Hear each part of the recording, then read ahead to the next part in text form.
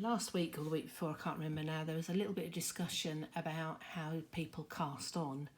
And some patterns tell you how to cast on, some just say cast on.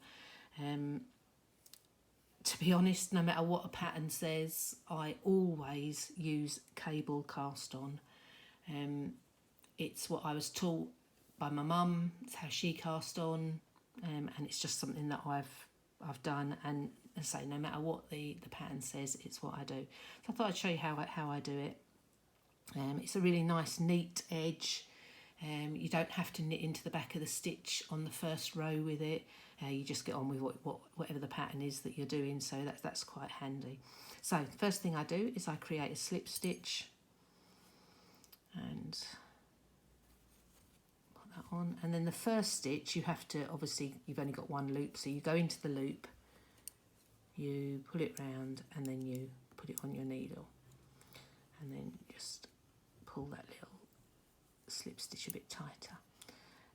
So for the second stitch, instead of going in to the stitch as if you were knitting it, you go in between the two stitches. Again, between the two stitches like that. Wrap your yarn round, and as you bring it on, I go underneath and put it on. Now I don't tighten that stitch until I put my needle through. Tighten the stitch, go round, pull it through, and go in from the underneath. So I haven't tightened the stitch, go in, pull it tight, go round, and then go in from the underneath.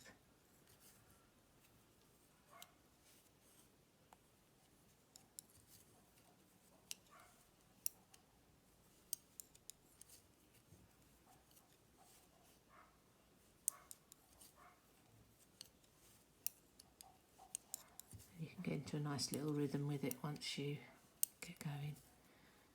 So that's my cast on. I'll pull that tighter when I've done my first row. It will sort itself out. You can see it's quite a nice, neat little edge for the cast on.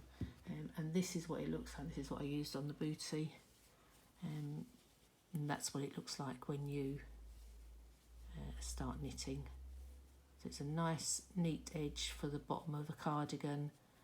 It's a nice neat edge now for sewing this up. I'll catch the loops for sewing it up. So it's just, it's how I've always done it, and it's just what I always do.